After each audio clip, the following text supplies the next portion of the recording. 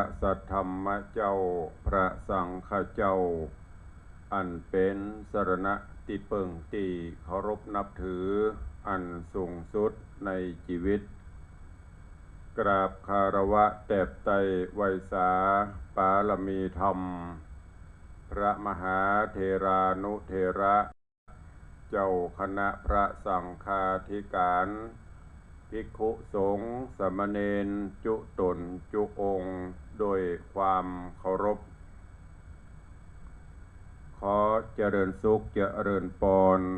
ญาติโยมศรัทธาสาธุชนพุทธบริษัทตินจองห้องวัดจุหนุ่มเท่าใจยิงขอน้อมต้อนรับทุกท่านเข้าสู่รายการมรดกธรรมกำเมืองและสารธรรมกำเมืองทางสถานีวิทยุกระจายเสียงพระพุทธศาสนาแห่งชาติและสังคมคลื่นเพื่อการศึกษาพระพุทธศาสนาและวัฒนธรรมคลื่นพระพุทธศาสนาและจริยธรรมส่งสัญญาณออกอากาศทางสถานีวิทยุวัดฝ่ายหินตำบลสุเทพอำเภอเมืองเชียงใหม่จังหวัดเชียงใหม่ในระบบคลื่นความถี่ FM 104.50 เมกะเฮิรตซ์สถานีวิทยุคลื่นพระพุทธศาสนาและจริยธรรมในความอุปถัมภ์ของมูลนิธิพระบรมธาตุเจ้าดอยสุเทพส่งสัญญาณกระจายเสียงในระบบคลื่นความถี่ FM 96.0 เมกะเฮิรตซ์ตลอดจนสถานีวิทยุชุมชนต่างๆที่ต่างท่านผู้อำนวยการได้ลิงก์สัญญาณจากแม่ข่ายนี้นำเสียงธรรมสู่ญาติโยมพร้อมกันนี้ก็ขอยกมือ10 นิ้วกราบถวายการต้อนรับและเจริญพรต้อนรับครูบาอาจารย์ท่านเจ้าภิกขุสงฆ์สามเณรที่ได้เข้ามาติดตามรับชมรับฟังเป็นกำลังใจและเจริญพรต้อนรับปออกแม่ออกศรัทธานาบุญพุทธศาสนิกชนทุกท่านทั่วสารทิศที่ได้เข้ามาติดตามรับชมรับฟังทั้งภาพและเสียงการไลฟ์สดทาง Facebook ไลฟ์ของวัดวังสิงห์คำทาง Facebook ไลฟ์ของธรรมะคลายเครียดFacebook ไลฟ์ของท่านอาจารย์พระครูสมุวิสุวัฒน์วรกิจโจ Facebook ไลฟ์ของทีวีวัดฝ่ายหิน Facebook ไลฟ์ของธรรมะภาคเหนือ Facebook ไลฟ์ของแสงธรรมส่องใจตลอดจน Facebook ไลฟ์ของญาติโยมศรัทธา FC แฟนรายการทุกท่านที่ได้เข้ามาแล้วก็ได้แชร์เสียงบุญเสียงธรรมนี้ไปยังกลุ่มเพื่อนๆของท่านรายการนี้ดำเนินโดยกล่าวกับผมอาตมาภาพพระครูวิสิทธิ์ศรีลาภรณ์เจ้าคณะตำบลป่าแดดเจ้าอาวาสวัดวังสิงห์คำตำบลป่าแดดอำเภอเมืองจังหวัดเชียงใหม่เป็นผู้ดำเนินรายการนำเสียงธรรมะนำสาระธรรมคำสอนแบบมาอู้มาจากันแบบปืนบ้านล้านนารักษาอิดหอยมรดกธรรมกำเมืองตระโจนอู้จาภาษากำเมืองอย่างที่ได้กล่าวได้เกริ่นไปกำเมืองถ้าเฮาบ่อู้แล้วไผจะอู้เพราะนั้นตุลุงก็พยายามเตดเป็นกำเมืองเนอะซึ่งญาติโยมที่ฟังอยู่ทั่วสารทิศมีไปถึงต่างประเทศก็ดีบางท่านถ้าเป็นคนไทยคนเมืองก็อาจจะฟังหูแต่ถ้าเป็นพี่น้องญาติโยมที่เป็นต่างภาคก็อาจจะฟังหูเรื่องมั่งไม่รู้เรื่องพัง หูเรื่องพ่องบ่หูเรื่องพ่องก็ถ้าฟังไปเมินไปก็เดียวก็จะรู้เองเนาะเป็นการประสบประการณ์ตัวเองกำเมืองฟังแล้วมันม่วนกำไทยนี่ก็ม่วนนะทุกชาติทุกภาษาทุกถิ่นก็จะมีภ ภาษาหรือว่ามีคำอู้ของแต่ละชาติแต่ละภาคแต่ละภาษาตุลุงก็พยายามรักษาไว้เนอะว่ากันวันนี้อากาศสดชื่นแจ่มใสยามเจ้าก็จะเย็นยามบ่ายยามบ่ายก็จะเริ่มร้อนเป็นหมอกเป็นควันมาพ่องละก็พยายามดูแลสุขภาพกันโดยเนอะในช่วงนี้ใกล้จะถึงละใกล้จะถึงปีใหม่แฮมละแฮมเดือนปลายประมาณเดือนครึ่งก็จะถึงวันปีใหม่แฮมแล้ววันเวลาผ่านพ้นไปโดยความรวดเร็วยินดีต้อนรับทุกท่านเนอะทางหน้าจอ Facebook ไลฟ์ก็ดีทางวิทยุทางบ้านก็ดีเนาะโดยเฉพาะตอนนี้ทางหน้าจอ Facebook ไลฟ์มีญาติธรรมกำลังไหลกันเข้ามาสุดท้ายกำลังแมบขึ้นมาเดี๋ยวนี้พินาดีสมเตปิน กาไว้สาครับผมกำลังเจริญปอนเนอร์ปนานเนอร์มีแม่อย่างสมศรีพรหมเมืองโยมประพักแล้วก็โยมแม่ปันมีงานกำลังส่องพอโยมพินานจรัญปิยจันทร์โยมสลินทิพย์บุญเลิศโยมปีหมอมัฒนามพันธ์โยมชนจันทร์สอนคำโยมสมทรงสิทธิตานี่กำลังเข้ามาส่องมาพอกันเนอะ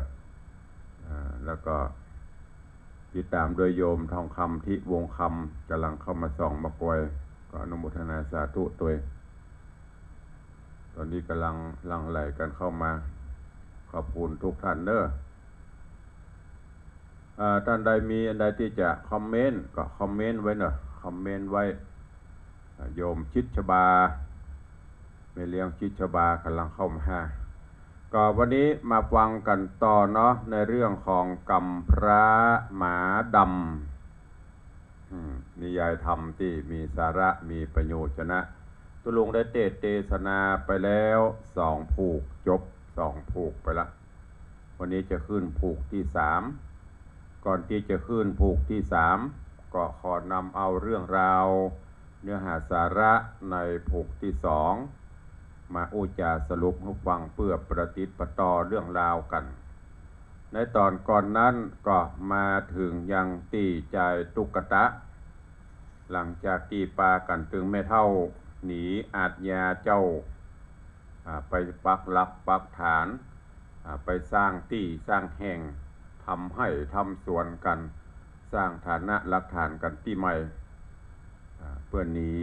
อาทยาตัวเองแล้วก็ไปสร้างอาชีพหลักฐานใหม่ตัวเองก็ไปปลูกผักปลูกไม้ปลูกข้าวโพดสาลีก็ปรากฏว่า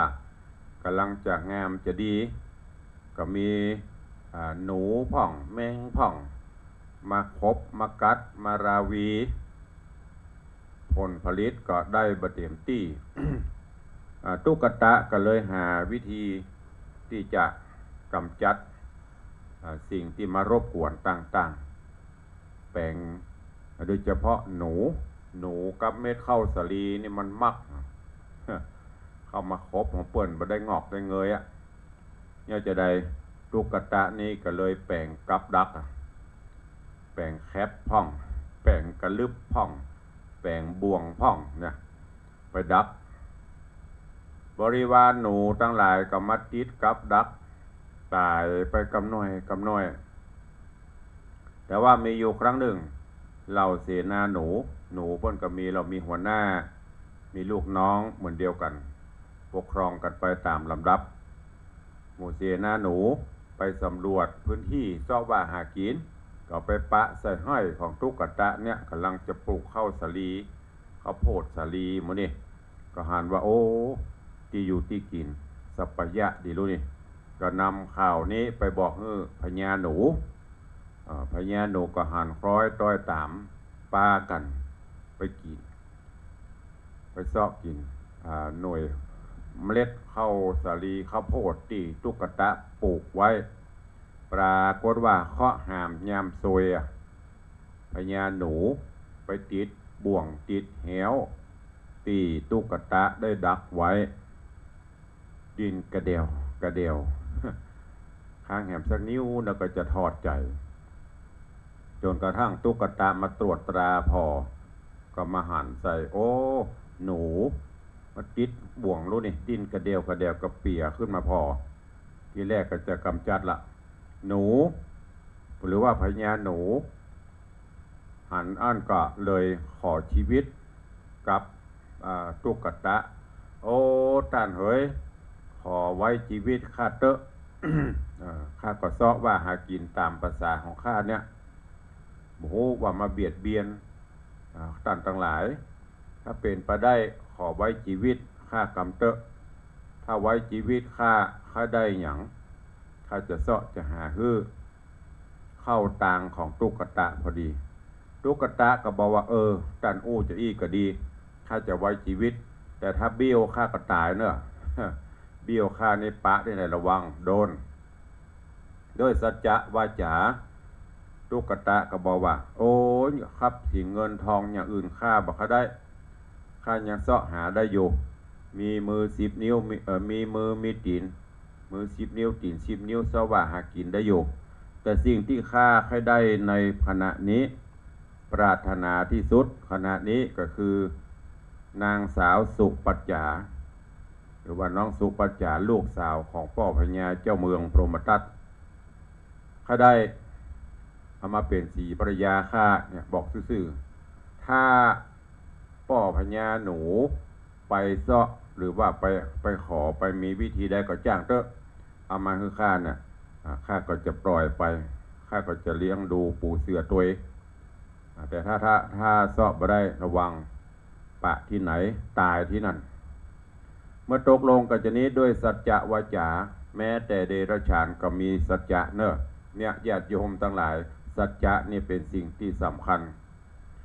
อย่างปัจจุบันนี่คนเราจะหาสัจจะนี่ยากยืมสตางค์เพิ่นเนี่ยมีสัจจะนะเมื่อไปยืมนี่หน้าหมองต้องแห้งแป่งหน้ามองหน้าเมี่ยงได้ไปละเป็นยักษ์เป็นเย็นนี่นะโอ้ขอยืมด้วยเถอะแถมสัก2-3 วันจะเอามาฮื้อนะสัจจะมีเดือนก็ได้ปีก็ได้ เพิ่นไปทวงมาแป่งหน้าอย่างยักษ์เขาใส่อีนี้ใช้ไม่ได้ มีสัจจะวาจาหนูเมื่อได้ห้ามการปลดปล่อยชีวิตอย่างนี้ก็เลยมาประชุมกันละประเดี๋ยวนี้ข้าเอาชีวิตข้าเป็นเดิมพันนะตุกตะมาข้าได้ลูกสาวพญาเจ้าเมืองโดกพอละดอกฟ้าก็มาวัดอย่างตุลุงบอกตะวานะหมูจักฐานะหมูจักความเป็นอยู่ของตัวเก่าจานวันนะตัวเก่าเป็นจะได้ทะเยอทะยานแต่ว่าฮับเปิ้นมาละก็ต้องหาวิธีวันนั้นเป็นวันเดือน12ต่างพ่อพญาตลอดจนต่างแม่พญาแม่มเหสีจันตะเทวีตลอดจนต่างลูกๆก็ออกมาตั้งโฮงตาลกวานตาลฮื้อตาลปรากฏว่าตั้งพื้นดินลุ่มลุ่มลำลำโอ้มันอันอย่างปลำปเหลือนี่ลุ่มลุ่มลับทนไปทนมาหนูก็ไปบุญขึ้นตัดตีแม่มเหสีจันตะเทวีโดยเฉพาะพญาหนูเนี่ยไปมดแลนขึ้นไปบอกว่าแม่พญาทั้งหลายโปรดฟังวันนี้ปืนปัทภีฆ่าบาดเจ้าทั้งหลายยึดพื้นที่พร้อมที่จะถล่มตลอดเวลาแต่ก็ยังมีข้อเสนออยู่เอาถึงพญาเจ้าเมืองถึงแม่มเหสีถึงลูกถึงข้าทาสชาวบ้านตกใจกันจะเงี้ยจะได้บ้านเมืองเขาคงจะถล่มกับเนี่ยกะหนูก็มาบอกว่าถ้าตกลงตามสัญญาแผ่นดินด้านก็จะรอดปลอดภัยแต่ถ้าบ่เป็นไปตามสัญญาก็เตรียมถล่มเตรียมตัวตายนี่อย่างหนูก็บอกว่าที่มาประเด็นนี้เพื่อมีจุดประสงค์อันหนึ่งก็คือขอลูกสาวแม่มเหสีคนอื่นก็เบาเจาะจงเอาคนเดียวคือลูกล่าคือสุปัจจาถ้าได้ก็ตกลงตามนี้คือจะเอาไปเป็นเอาไปคือเจ้านายข้ามคนหนึ่งก็คือตุกตะ ถ้าบ่ได้ก็เตรียมถล่มเมืองถ้าจะล่มโจมเอารับข้อเสนอลองเอาไปพิจารณาพอแม่มเหสีจันทะเทวีก็นำข่าวนี้ไปบอกคือกับพ่อพญาเจ้าเมืองพรหมทัตพ่อพญาก็ห้องลูกถึง7 คนถึง6 คนมาก่อนลูกสาว6 คนมาถามมาขอเขาช่วยบ้านช่วยเมืองเขาเตอะลูกเหยไม่ได้บ้านเมืองเขาถึงการเวลาที่จะล่มจะโจมเปิ้นมาขอถึง6 คนก็มีไผไปสักคนโอ้บ่ไปเนื้อปอนเนื้อปะเทาบ่หาที่งามที่ไหนก็บ่ได้ซักที่จะให้ลูกไปเป็นนี่ตายดีกว่าให้หรอกไปจนถึงด่านสุดท้ายก็คือสุปัจจาลูกล่าสุปัจจาได้เกิดถึงบ้านถึงเมืองแล้วก็คงจะได้เป็นกู้บุญกู้บารมีกู้บาปกู้กรรมแล้วกันมากู้กรรมกู้เวรก็จะได้บุญที่จะต้องไปเป็นเมียเปิ้นก็ตกลงเพื่อหันแก่บ้านแก่เมืองแก่พ่อแก่แม่สุปัจจาก็ตกลงกับไอ้พ่อกับแม่ตามที่พ่อที่แม่จะฮื้อไปจะได้ก็ได้อันนี้มาถึงเรื่องราวของตอนที่แล้ววันนี้ก็มาฟังกันต่อว่ากำพร้ามาดำจะเป็นจะได้เชิญทุกท่านติดตามรับฟังในตอนต่อไปณโอกาสบัดนี้ ดังหน้าจอเฟซตอนนี้ก็หลั่งไหลกันเข้ามาลุกเนาะก็เดี๋ยวท้ายรายการเนอะตุลุงจะไปจีบไปตักกรรมตอนนี้ขอนำทุกท่านเข้าสู่หัวใจรายการฟังพระธรรมเทศนาปื้นเมืองเหนือเรื่องกำพร้ามาดำในผูกที่3เป็นลำดับไปก่อนณโอกาสบัดนี้ นะโมตัสสะภะคะวะโตอะระหะโตสัมมาสัมพุทธัสสะ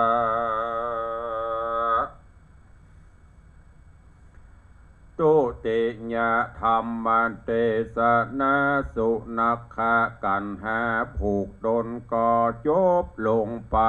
แล้วใสดังแก้วเรืองรองมาถึงผูกทวนสองติดต่อปางเมื่อน้อยนอสุปัจจา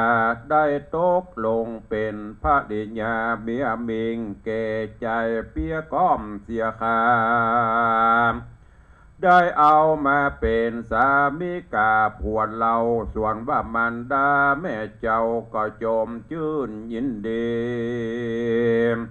สุจงอยู่สุขีข้ามเจ้าเฮออยู่กุมเท่าจะลาขอลูกสุปัจจาเจ้าแม่จงหันแต่บ้านเมืองเฮา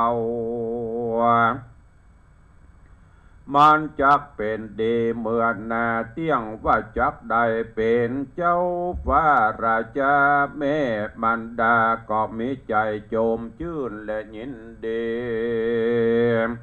กับโดยลูกแห่งตนก็มีวันนั้นแลตามัดทางปะกาเสนโตสัทธาอาหะสัทธา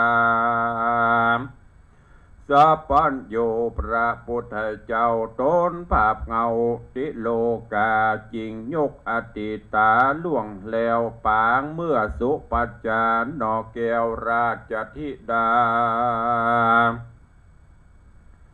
มาเล่าลมมาตาแห่งตนหือหายโศกเศร้ากัวบ้านเมืองนันเล่าจักอากิจักเกิดภัยญาแก่ภิกขุสังฆา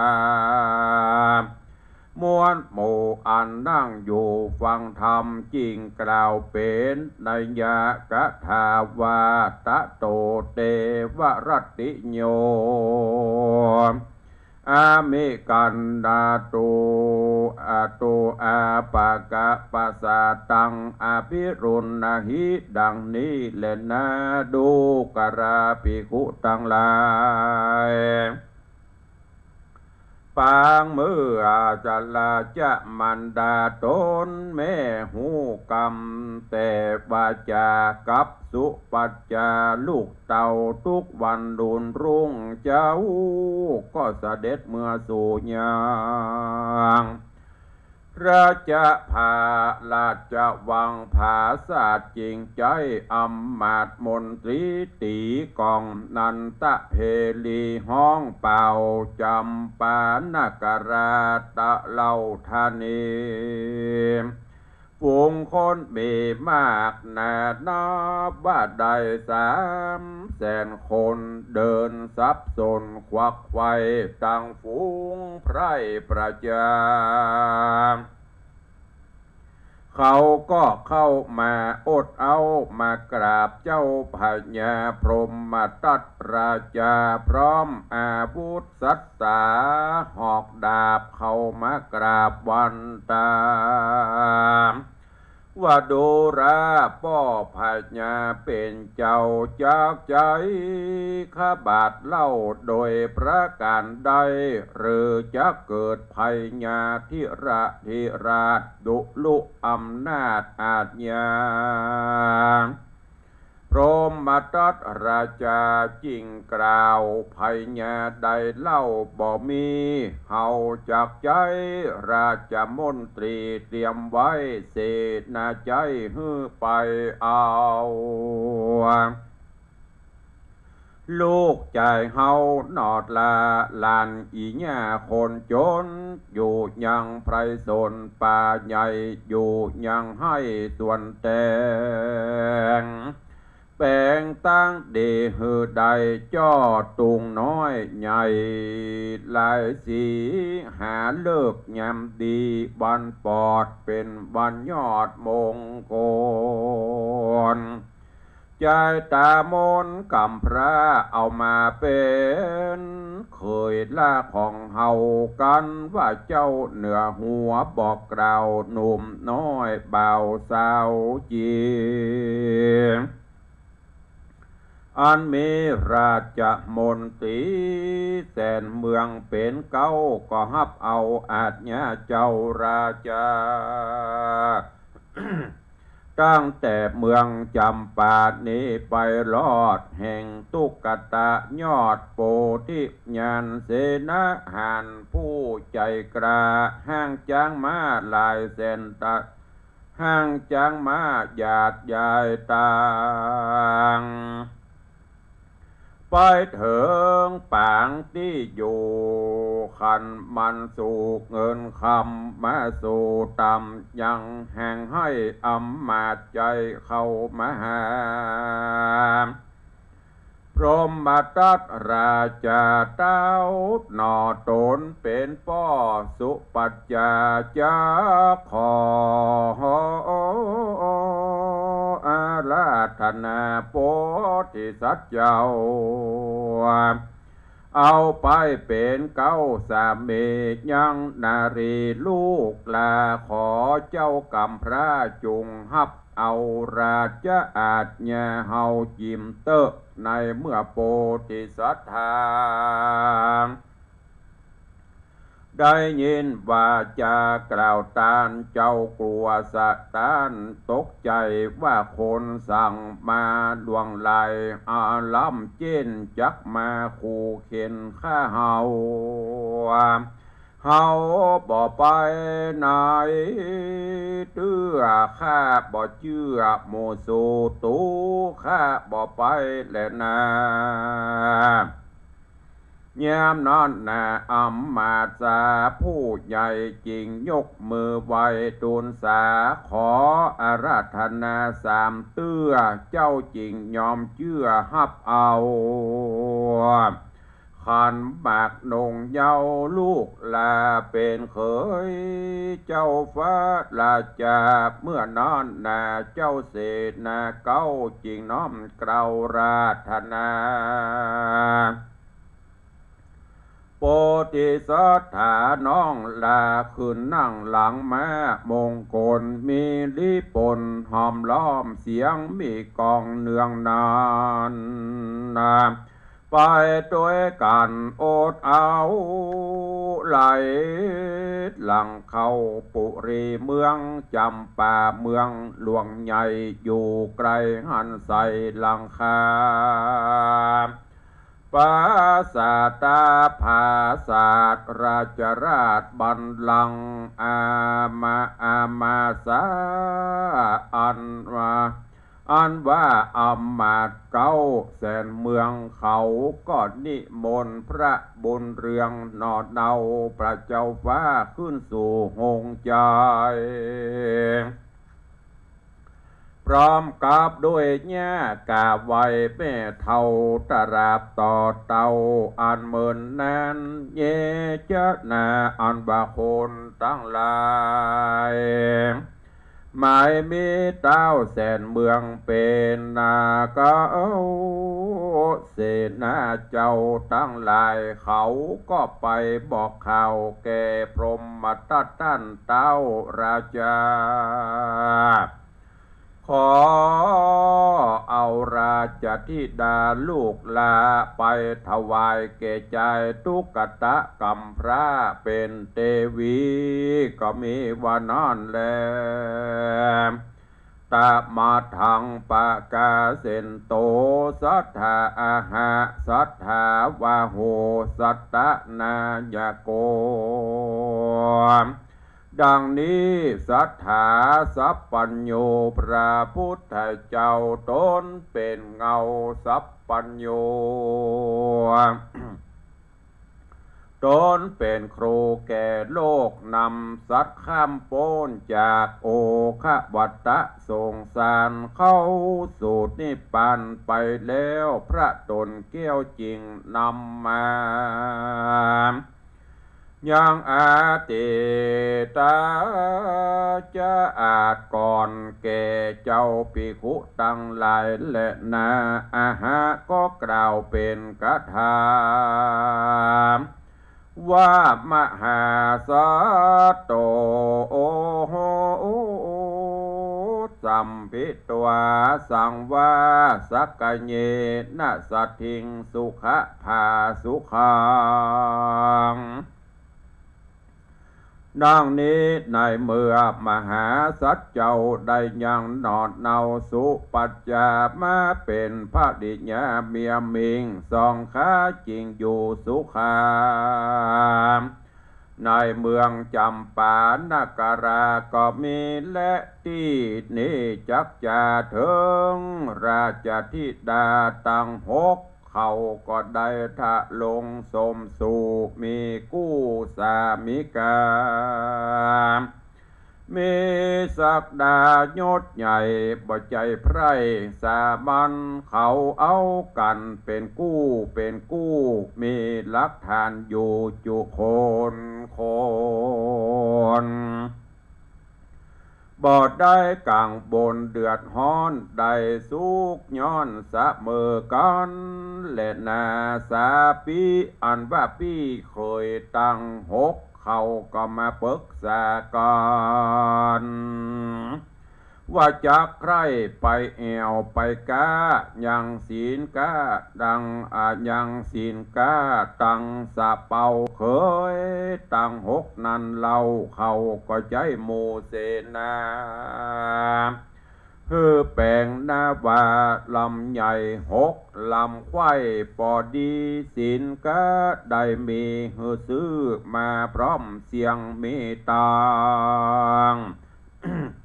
มากเมียงปูยาวัตตาวัฏาแผ่นพามีมาเขาเอาไปขายกาดตั้งเมืองพระบุญเรืองนอละตุกตากรรมพระก็มีใจใครไปตัวเคยตั้งหกนั้นเราเคยตั้งหกนั้นเราสักคนจริงใจสุปัจจาเมียตนและอีแย่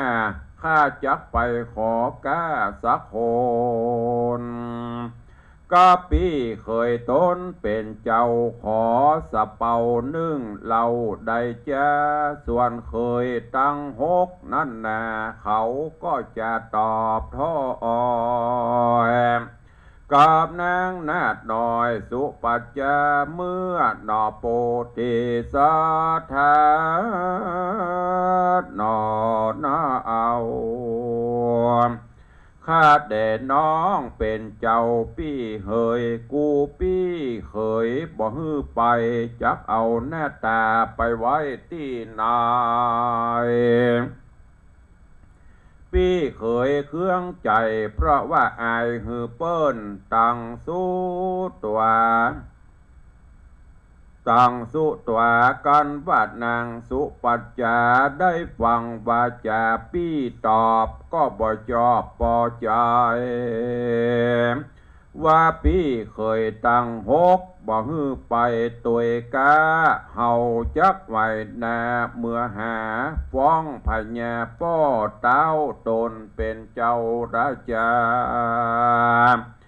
นายเมืองจำปาแคว้นเขตไปบอกเหตุอันจักไปตามวิสัยเป็นป้อกาพรหมตัดตั้นเต้าราชาตนเป็นปิตาผู้เป็นป้อจริงมีอาจญาต่อขันจา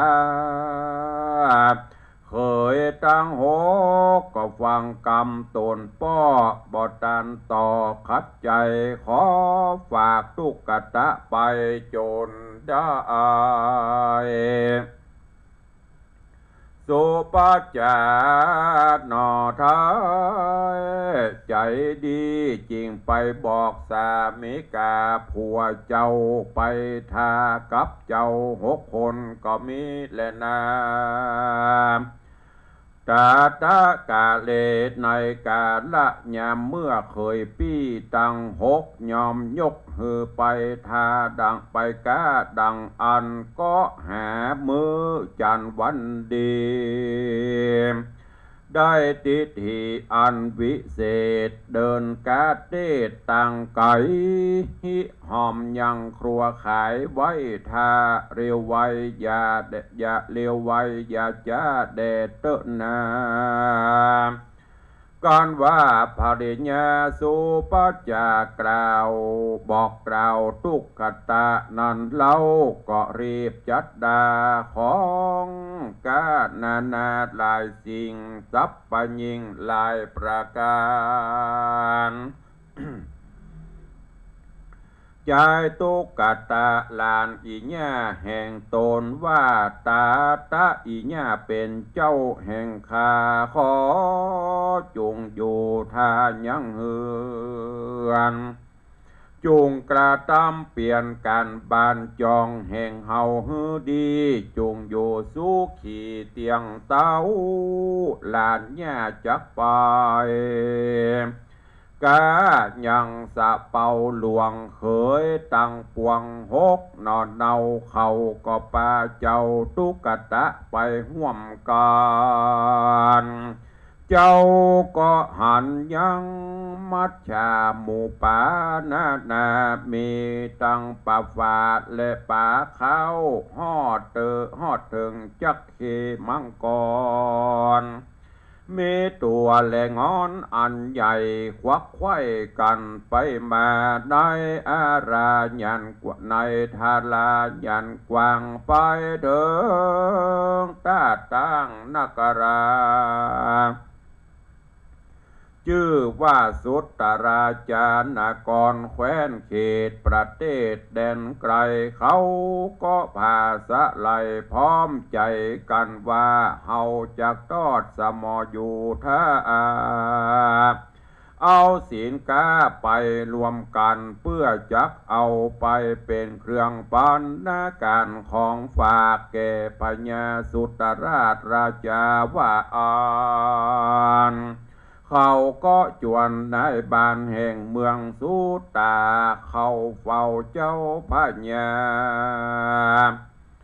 เขาก็เจียนจากับป้อกาสะเป่าตัง6โดยปาจาพจน์สุภาพว่าเจ้ากูมาได้หลายวันอันจะเริ่มและเจ้ากูมากาสะเป่าครั้งนี้จักมีประโยชนะโดยศีลกาเนื่องใดจะจริงมหาสำนักบ้านเมืองเฮานี้นาส สักกะพาโลสักกะปานิโจอันวาปกาสะเปาตังหกก็ปาคันตันต่อว่าหมูค่าหมู่ข้าจักใครใดศีลกาของต่างนาเมืองไกลน้ำกาขะน้ำกาของขายแห่งเจ้ากูพ่องราจาก็มีวานนั้นและนาป้อออกแม่ออกศรัทธาก้อยฟังต่อผูกนาผูกที่สามมาดำกำพระขออวสานจบลงเตานี้ก่อนเลยนะก็บังโกมสมเรศสเดชกำพระมาดำผูกทวนที่สามจบปริปุณดังลงกวยติดตามฟังกันไปเรื่อยๆเนอะในเรื่องกำพร้ามาดำนี่มีหลายผูกหลายตอนอยู่ญาติโยมทั้งหลายเนื้อหาสาระเรื่องราวกำพร้ามาดำในผูกที่สามตีตุลุงอัตมภาพได้เตจจบลงไปนี้ลำดับลำดาต่อจากผูกที่สองหลังจากตีป่อพญาพรหมทัตแม่มเหสีจันตะเทวีตกลงโปร่งใจยกลูกสาวโดยเฉพาะสุปัจจาลูกล่าคือกับอตุกตะโพธิสัตว์เจ้าตีหนูบริวารหนูทั้งหลายก็ปฏิบัติตามคำมั่นสัญญาไปขู่เอาจนได้ตอนนี้ก็เปิดตกลงโปร่งใจมอบฮื้อแล้วก็เจิญเข้าสู่บ้านสู่เมืองตลอดจนประกอบพิธีอภิเษกสมรสคือเป็นคู่ผัวตัวเมียกันถูกต้องตามธรรมเนียมหลังจากนั้นมาแล้วโพธิสัตว์เจ้าตุกตะก็นำปลาเอาแม่ย่าเข้ามาอยู่ตัวประกอบกับไปอยู่ตัวกับสุปัจจาฉันสามีภรรยาช่วยกันช่วยกันหาปฏิบัติกิจต่างๆตามหน้าที่ผัวก็ปฏิบัติหน้าที่ไปหน้าที่เมียโดยเฉพาะสุปัจจาก็บ่ได้รังเกียจเดียดฉันว่าโอ้ผัวเฮาเป็นคนเปียก่อมเป็นตุกตะเป็นคนที่รูปร่างอัปลักษณ์นางก็บ่ได้มีความรังเกียจอยู่ด้วยกันแบบทั่วไปตั้งจิตตั้งใจเสาะว่าหากินหิหากันไปสร้างรักสร้างทานกันไปจนกระทั่ง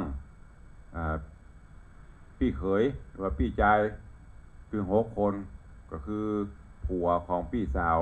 ผัวของพี่ของสุปัจจาน่ะถึง6 คนเปิ่นกับประชุมจุ่มนุมกันให้ไปค้าไปขายต่างบ้านต่างเมืองก็เลยจวนกันแปลงสะเปาสร้างสะเปาเพื่อจะบรรทุกสินค้าเอาไปขายต่างบ้านต่างเมืองไปตุกตะได้ยินใจก็ค่อยไปค้าไปขายตัวเปิ้นแต่ปรากฏว่าไปขอเคยถึง6 คนบ่ฮื้อไปอายคือเปิ้นอีหรอมาเหมือนเปิ้นเหมือนต้านมันไปตัวเฮาจะได้โอ้เนี่ยจะได้ตุกตะก็ค่อยไปตัวเปิ้นแต่ก็เลยไปบอกนางสุปัจจาน้องลองไปอู้พิจารถึง6 คนหรออ้ายให้ไปขายครัวด้วยเขานะได้ยินเขาว่าเขาจะไปขายไปค้าขายไปค้าไปขายแบ่งสะเปาเขาหลองสะเปาไปขายต่างบ้านต่างเมืองปุ่นนะอ้ายก็ค่อยไปจะให้ไปถามแล้วเขาบอกคือไปน้องลองไปขอตัวลูก อันนี้ก็เลยใจสุปัจจาไปอู้ไปจ่าสุปัจจาไปอู้ไปจ่าเขาก็ยังไม่ยอมด้วยสุปัจจาก็เลยใจขู่คือไปก็บอกคือไปถ้าบอกคือไปจะไปฟ้องป่อก็เลยไปบอกป่อแต่ว่าป่อขอป่อสั่งการให้ เคยถึง6 คนกำเดี๋ยวนี้ผัวเขาเจ้าคือตุ๊กตาเปียกล่อมเนี่ยขออนุญาตไปก้าไปขายตัวเขาทีแรกเขาบอกคือไปพ่อพญาก็เลยห้องเคยถึง6 คนมาแล้วก็สั่งการฮื้อไปก้าไปขายตัวกันเตอจะไปรังเกียจเดียดฉันกันไหนๆก็คนไหนๆก็มนุษย์เหมือนกันมันถ้ารังเกียจกันที่รูปร่างบางพ่องรูปร่างหน้าตาดีแต่จิตใจอัปลักษณ์ก็มีบางคนบางท่านเปิ้นรูปร่างอัปลักษณ์ผสมประกอบแต่จิตใจเปิ้นสูงส่งก็มีเหมือนอย่างที่ใจตุกเปียกก้อมเขาเนี้ยเมื่ออู้จะอีโดนไม้ตายจะนี้เคยถึง6 คนก็ยอมพอยอมเมื่อไปจะนี้เปิ้นก็มาเตรียมของที่จะไปกล้าไปขายกันได้เวลาหาเลิกผ่านนาทีดีก็ปากันลงเหือสะเปาไปกล้าไปขายจนกระทั่งไปฮอดไปถึงที่เมืองหนึ่งละจอดทอดสมอตอนนี้กำลังจะเข้าเฝ้าแล้วก็จะเอาของบรรณาการไปฝากไปฝังที่ป่อพญาเจ้าเมืองอันนี้ก็เป็นธรรมเนียมปฏิบัติอย่างมันหนึ่งญาติโยมทั้งหลายไปบ้านเปิ้นเมืองเปิ้นมันว่าเข้าตามตรอกออกตามประตูไปลามาไหวเป็นสิ่งที่ควรปฏิบัตินะอย่างประเดี๋ยวนี้ถึงแม้เฮาเป็นเจ้าฟ้าเจ้าแผ่นดินเป็นธรรมนุษย์เดินดินนี่เวลาไปหันไปนี่เนอะท่านทั้งหลายลูกหลานท่านเต้าเยาวชนคนดีตัวลุงก็ฝากไว้ตัวเวลาจะไปบ้านเปื้อนจะไปบ้านผูงไปที่ไหนก็จ้างไปถึงบ้านเปิ้นธรรมเนียมปฏิบัติก็คือเข้าตามตรอกออกตามประตูไปถึงพ่อถึงแม่เปิ้นก็ไปไหว้ไปสาไปแจ้งโอ้ลูกบ้านนั้นมาเนอเป็นเพื่อนกับน้าอันอ้ายนี่เนอเพื่อนกับน้องนี่เนอบอกกล่าวเขาเปิ้นขออนุญาตจะพักจะนอนกาถึงแม้นถึงการเวลาที่จะต้องปิกก็ฮื้อไปบอกไปลาเปิ้นแม่ลูกขอลาแล้วเนอจะปิกบ้านละมาแอวหักเพื่อนหักปูงกันตอนนี้จะปิกบ้านละวันพุธก็จะต้องไปแยกการแยกงานกันต้องไปเฮียนบอกให้เปิ้นเนี่ยเพราะว่าเข้าตามตรอกออกตามประตูประเดี๋ยวนี้ไปแผ่กับเว็บเข้าห้องนอนปุแล้วห้องนั่งเล่นปุแล้วลูกไผ่ล้านไผ่กับบุกจะปิกกับปิกเลยบ่เข้าตามตรอกบ่ออกตามประตูไปกับบลามากับไหวอันเนี้ยเป็นธรรมเนียมที่ใจบ่ได้เกิดวันนั้นข้อหามยามหายยามซวยหรอกของบ้านเปิ้นหายเอาอย่างเปิ้นหายไผ่แล้วจะโดนเฮานั่นแหละจะโดนเพราะออกบ้านเปิ้นบ่บอกเขาเปิ้นนี่คือธรรมเนียมปฏิบัติอย่างที่เคยถึง6 คนถึงตุกตะเปิ้นไปถึงประเด็นเนี่ยไปถึงสุตตะไปถึงเมืองนากราเปิ้นก็คืนเฝ้าเจ้าเมืองไปรายงานตั๋วอันนี้เป็นธรรมเนียมที่ถูกต้องเป็นสิ่งที่ปฏิบัติดีก็ฝากไว้ตัวนี่คือใจความหลักๆของมันเนี่ยในแต่ละภูก็จะมีแก่นธรรมเพื่อเอาไปปฏิบัติเนอะเดี๋ยวนี้บ้านเฮาเมืองเฮาเป็นจะยะไปไหนบ่ลามาบ่ไหวให้ไปก็ไปบ่ว่าวัดบ่ว่าบ้านญาติโยมทั้งหลายจะให้เหมือนกันหมดเดียวก็มันเป็นไปตามธรรมเนียมแล้วมันไปเปลี่ยนไปตามยุคแต่อย่าไปคือมันเกินยุคต้องรักษาต้องเหลียวลังไว้พ่องไปไหนก็คือบอกคือกล่าวไปถึงบ้านเปิ้นก็คือไปกราบไปไหว้ไปสานี่เขาฝากไว้ก็วันนี้ภูกที่3จบลงเดียววันพุธก็ก้อยว่ากันต่อในภูกที่4ที่5ที่6เนอะเรื่องราวของกำพร้าหมาดำเป็นธรรมะที่มีสาระข้อคิดฝังไว้ฟังแล้วก็แกะก้อนไกเอาสาระแก่นสารนำไปคิดพิจารณาอย่างวันเนี้ยภูกที่3บ่ได้นักได้หนาก็ขอให้เอาธรรมเนียมปฏิบัติเนี่ยไปลามาไหวไปลามาไหวไปที่ไหนเขาเป็นลูกเป็นเต้าจะไปหันไปนี้ก็ขออนุญาตพ่อแม่บอกกล่าวให้เปิ้นเหียปีกมาก็บอกให้พ่อให้แม่ไปถึงบ้านเปิ้นก็ไปรายงานตั๋วไปบอกไปกล่าวให้เจ้าของบ้านจะปีกก็ลบบ้องไปบอกลาเปิ้นเนอะนี่คือ สิ่งที่ดีที่มีสาระเอาไปใช้ในการดำเนินชีวิตประจำวัน วันนี้เวลาก็เหลือน้อยเดียว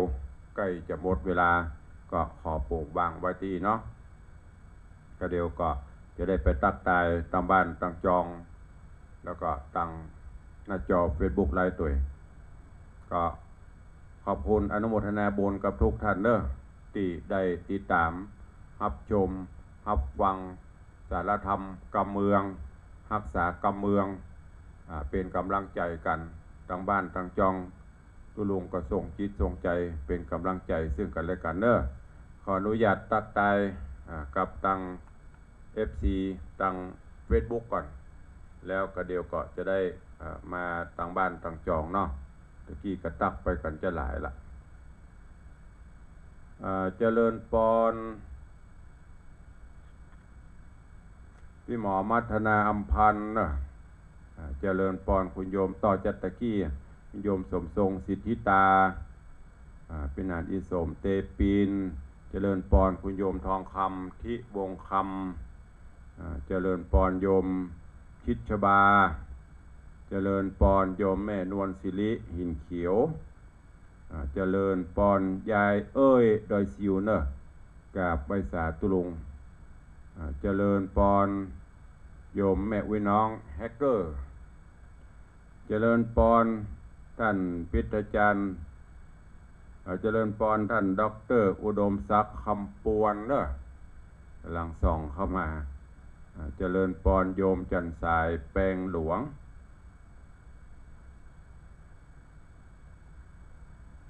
เจริญปอนคุณโยมมาลีกับสาธุเจ้าเจริญปอนโยมพี่อัญชลีคำกิติเจริญปอนคุณโยม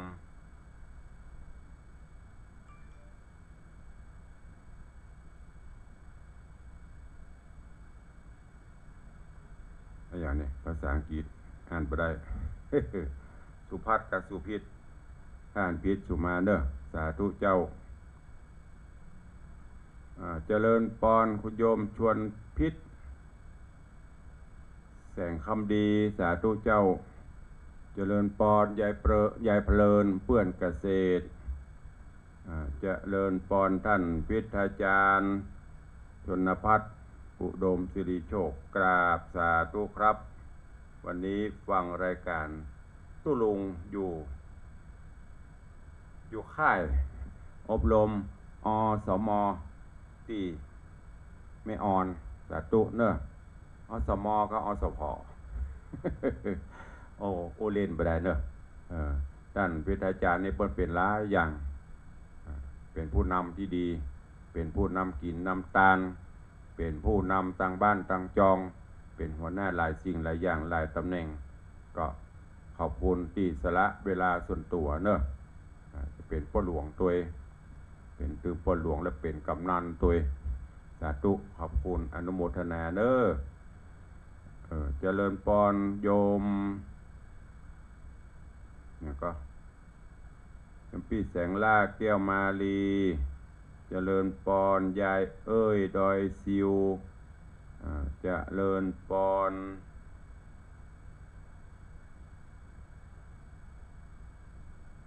พี่ไอ้ตายปฏิวัติยาสมุทร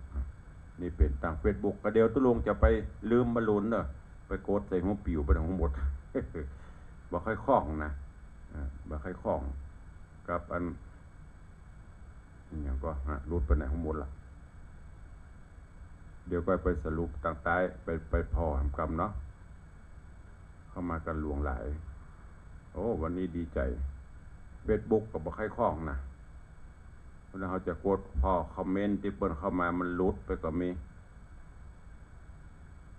ท่านรองบรรเพนก็กำลังเข้ามาชมขอบคุณทุกท่านเนอะนี่เป็นทาง Facebook ไลฟ์ต่อไปจะได้ไปต่างบ้านต่างจองก่อนที่จะไปต่างบ้านต่างจองก็อนุโมทนาแจ้งข่าวกับเนอะขอบคุณญาติธรรมญาติโยมที่ร่วมกันในการเป็นเจ้าภาพถวายทานต้นเงินเพื่อสมทบสร้างกุฏิสงฆ์องค์หลวงของวัดดังที่ตุลุงได้ประกาศไปเชิญชวนเด้อใครจะร่วมโมทนาบุญปฐมฤกษ์เบิกฟ้า สร้างกุฏิสงฆ์ที่อยู่ที่อาศัยพระสงฆ์องค์เนนที่วัดวังสิงคำเนอะต้นละ999 บาทต่างวัดก็จะมีวัตถุมงคลมอบเป็นบรรณาการเป็นชุดพระผงชุดเบญจภาคีทางด้านหลังวัตถุมงคลต่างหลายก็จะมีพระปรมาภิไธยพปรเหมาะเป็นวัตถุที่สูงคุณค่าควรเก็บรักษาไว้มอบทุกท่านด้วย อ้าวทางบ้านทางจองไปทางบ้านเวลาใกล้จะหมดแล้วใครจะอู้จะเอ่ยตัวตุลุงเนอะทางบ้านทางจองฟังอยู่ที่ไหนทางใดก็เข้ามาได้เนอะ0817836540เจริญปอนครับขอบคุณเมืองแกนรายงานตัวอนุโมทนาอ้าวต่อไปสายต่อไป0817836540ยกป่อจากอย่างก็เมืองแกนยมป่อสมานฟังตลอดเป็นกำลังใจตลอดยมป่อสมานจากเมืองแกนพัฒนาเจริญปอนเจ้าขอบคุณนางสาวจันคำแสงบุญขอบคุณเจ้ามิตรรักแฟนรายการแต๊ะๆก็จะมีประมาณเนี้ยยมป่อสมานเหรอจากเมืองแกนพัฒนามีนางสาวจันคำแสงบุญอายุกำลังได้80 ปลายคนแล้วก็มีเจ็ดยอดที่จำได้นะเจริญปอนมาละเจ็ดยอดเนี่ยก็ว่าระเบียนนะก็ว่าระเบียนบัตายกันง่ายเพื่อ3-4 คนเขาเนี่ย มีเตี้ยแฟนคลับตุลุงเจ็ดยอดเหรอสาธุมามคนจ้าเอานางสาวปราณีเนี่ยเนี่ยแฟนคลับหมู่เนี่ยมี4-5 คนเขาเนี่ยเนาะอยู่ตัวกันไปเป็นกำลังใจกันไปสาธุเนอะไปดูอย่างฉากหลังพุทธพ่อตัวโคนพ่อฉากหลังชอบฝากหลังกะเอาสาธุอนุโมทนาอนุโมทนาสาธุขอบคุณสำหรับแอปหมูเนอะ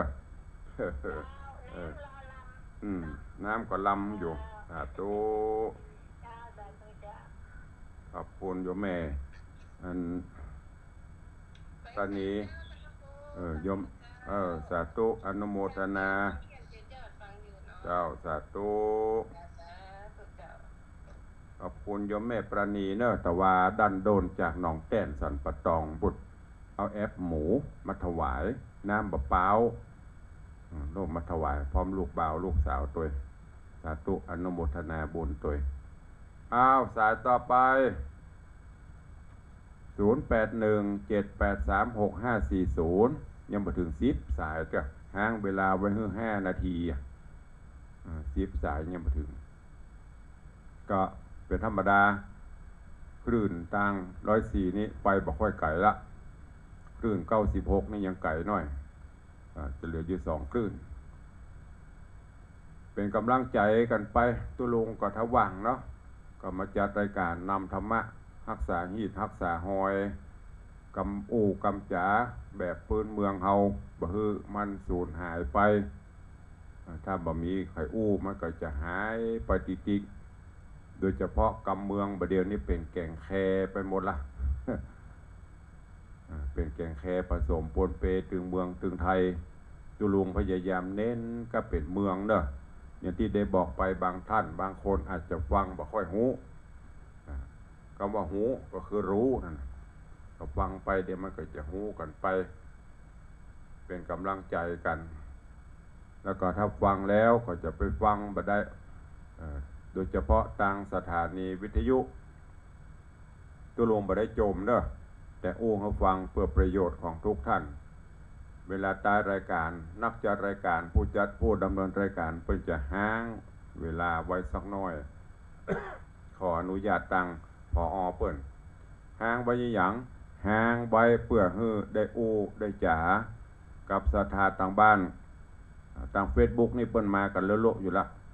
Facebook นี่มันสามารถย้อนไปได้ก็เดียวตุลุงก็ย้อนไปสาธุพ่องไปตอบเปิ้นได้แต่ต่างบ้านนี่อุ้ยฟังตลอดนะตุลุงแต่ไม่ได้โทรอีแม่ฟังเด้อตุลุงแต่ไม่ได้โทรก็สละเวลากันอย่าน้อยเนาะเป็นกำลังใจให้ผู้ดำเนินรายการแล้วก็เป็นการแจ้งผลการรับฟังตัวฟังจากที่ไหนตั้งใดบ้านนั้นบ้านนี้โอ้เพิ่นก็จะมีกำลังใจกะแจ้งไปแจ้งกะบ่ายมากะเพื่อบ่ายก็ให้จำวัดก็ไปจำวัดกึดฮอดกึดเติงหาศรัทธาเจ้ามากะเพื่อก็มีภารกิจที่จะต้องทำก็งดมาจัดรายการพอคิดว่าโอ้คนหลวงคนหลายเพิ่นฟังโทรเข้าหาโลก็เป็นกำลังใจอันนี้ใครจะอู้ตัวพ่องไผฟังตังใดพ่องแจ้งผลการรับฟังเข้ามาเด้อดักปิ่งวินวอยดักจื้อกื้อมันลือฟังธรรมมันก็เป็นผลว่าถ้ามีใครฟัง2 คน3 คนเสียเวลาเหมาะเนี่ยนักจัดรายการเพิ่นมองแหมมุมนะอีพ่ออีแม่ครับฟังแหมมุมนะฟังกับตุลงเพิ่นฟังกับจะหลายแต่เพิ่นบ่โทรใครจะไปหูฟังกับบ่ฮู้เนาะนี่ฝากไว้เป็นข้อคิดนะถ้าเป็นประเด็นรายการนะทุกรายการนะไม่ใช่การตุลงนะฟังแล้วก็เปิ้นนี่ก็แจ้งผลการรับฟังเข้าไปตัวเอาละพร่ำพรรณนานักเดี๋ยวเปิ้นจะจังหัวเนาะ หมดเวลาหมดละขอนำรายการจากทุกท่านไปก่อนเนาะปะกันใหม่ในวันต่อไปวันนี้ก็ขอความสุขสวัสดีจงบังเกิดมีกับทุกท่านเนออยู่ดีมีสุขเหมือนกันจุตนจุองค์จุผู้จุคนอายุวันโนสุขังพระลัง